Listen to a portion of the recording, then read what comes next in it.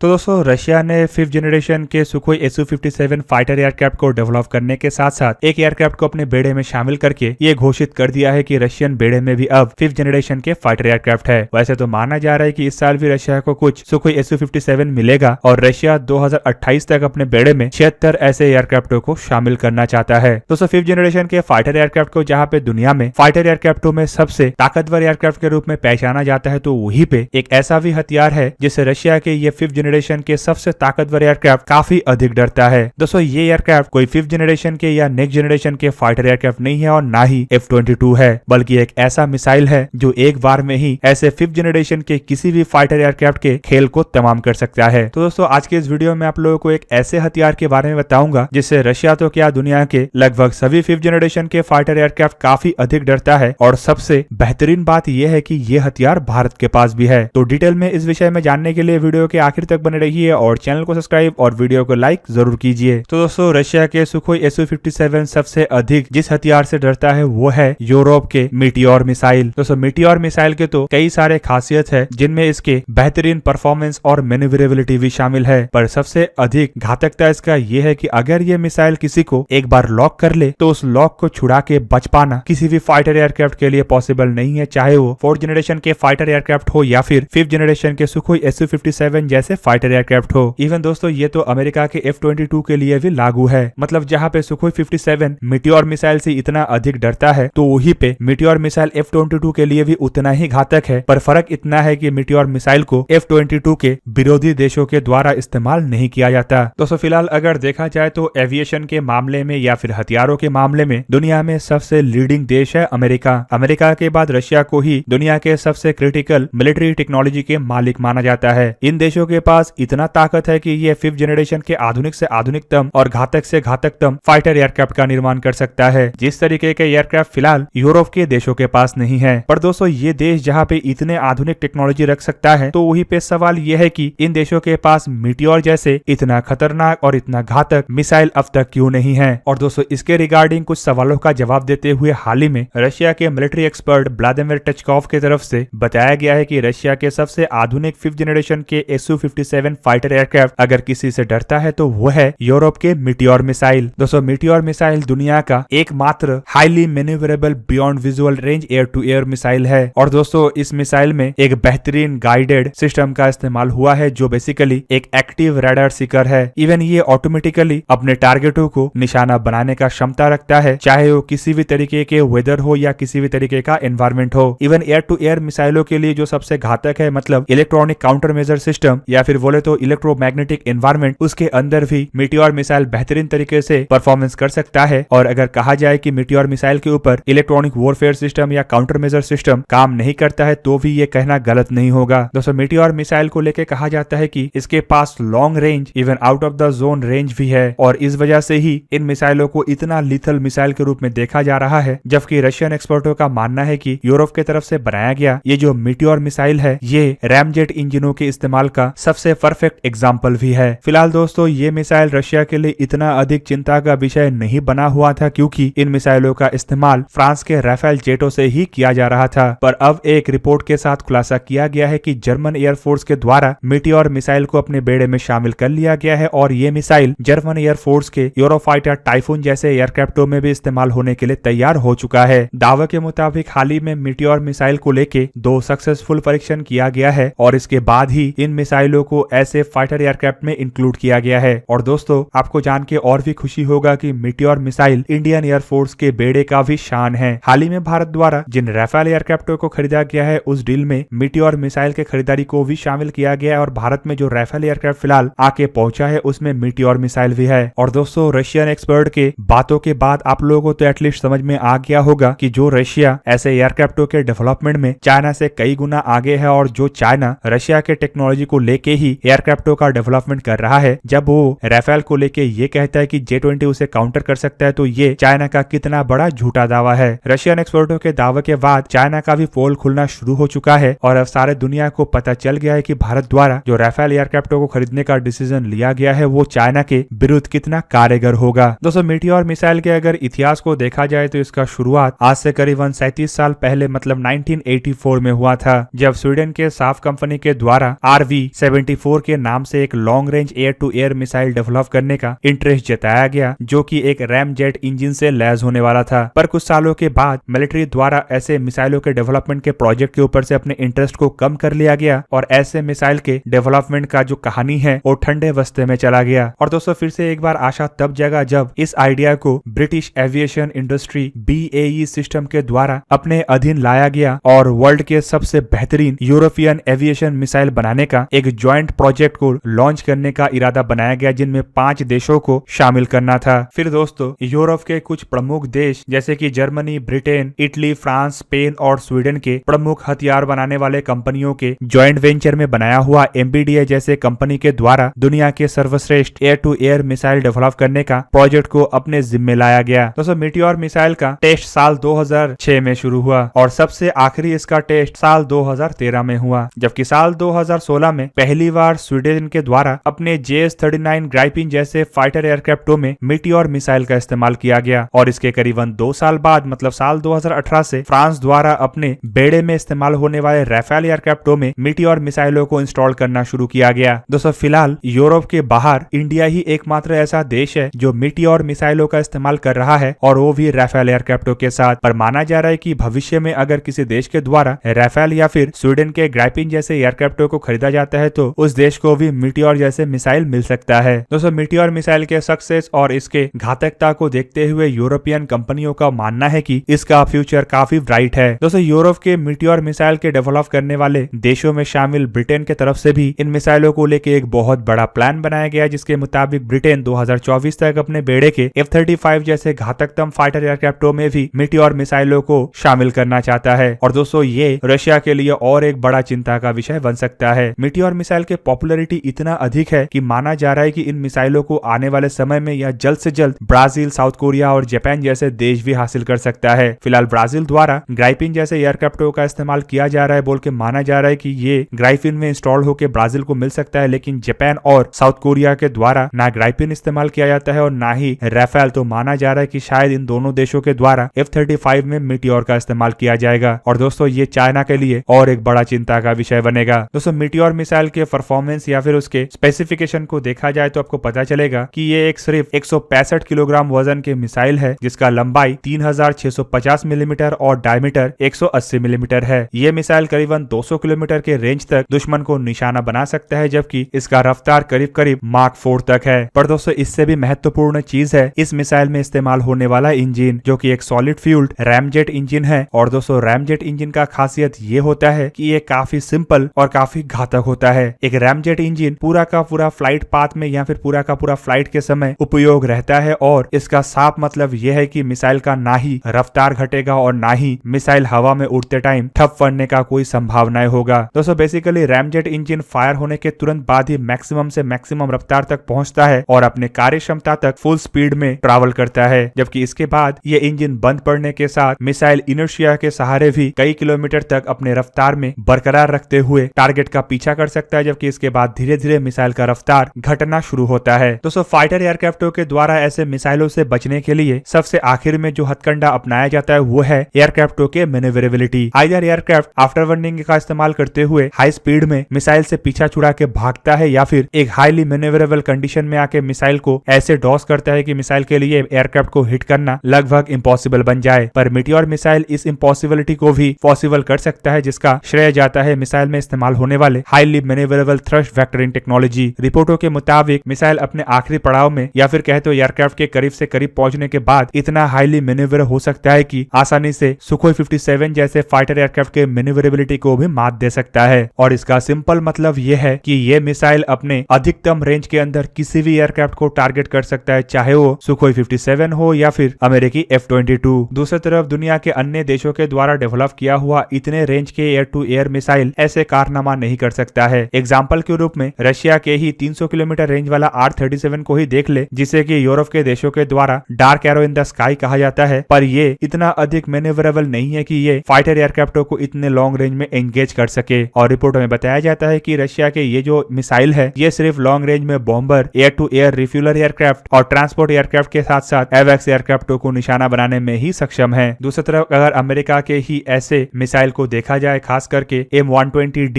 AMRAAM missile को, तो ये तो रशिया के R-37 या R-77 जैसे मीडियम रेंज मिसाइलों से भी बदतर है, क्योंकि ये 180 किलोमीटर रेंज तक ही जा सकता है और ऊपर से मैन्यूवरेबिलिटी इसका हाई स्पीड में है ही नहीं। इन मिसाइलों को मैन्यूवर टारगेटों को निशाना बनाने के लिए अपने रफ्तार को घटाना पड़ता है और ऐसे में अगर टारगेट अपना रफ्तार को बढ़ाता है तो मिसाइल के हाथ से टारगेट ही छूट जाता है। और दोस्तों इसी कारण से 300 किलोमीटर के रेंज वाला मिसाइल होने के बावजूद रशिया के द्वारा 2012 में अपने खुद का मीटियोर मिसाइल मतलब K-77PD मिसाइल के डेवलपमेंट किया गया। लेकिन रिपोर्टों में यह भी बताया जाता है कि ये रशिया के मीटियोर मिसाइल इतना अधिक खर्चेलू है कि इस प्रोजेक्ट को ही आखिरकार रद्द कर दिया गया। फिलहाल रशिया मीटियोर को काउंटर करने के लिए अपना खुद का एक सस्ता और टिकाऊ जरिया ढूंढ रहा है जो कि K-77 मिसाइल के एक अपग्रेडेड वर्जन हो सकता है। और रशिया का दावा यह है कि यह मिसाइल 192 किलोमीटर रेंज के साथ साथ सेल्फ गाइडेड रडार हेड और एक्टिव फेज एरे रडार से लैस होगा। और इस वजह से रशिया के द्वारा यह भी कहा जा रहा है कि यह नया मिसाइल मतलब K-77PD दुनिया में सबसे बेहतरीन मिसाइल होगा। फिलहाल दोस्तों कब रशिया या अमेरिका के द्वारा मीटियोर के बराबर का मिसाइल डेवलप किया जाता है ये तो भविष्य का बात है, लेकिन अगर प्रेजेंट को देखा जाए तो यूरोप के देश अपने बेड़े में मीटियोर को बड़े मात्रा में शामिल कर रहा है जो रशिया के लिए चिंता का विषय बना हुआ है, जबकि भारत अपने बेड़े में मीटियोर को ऑलरेडी शामिल कर चुका है जो चाइना के लिए परेशानी का विषय बना तो हुआ है और भविष्य में साउथ कोरिया और जापान भी चाइना का एक बड़ा परेशानी बन सकता है। तो दोस्तों ये था आज का वीडियो। अगर आपको वीडियो अच्छा लगा तो इसे लाइक कीजिए और मेरे चैनल को सब्सक्राइब कीजिए और साथ में बना हुआ बेल आइकन को भी प्रेस कर दीजिए ताकि आप मेरा वीडियो देख पाए सबसे पहले। जय हिंद।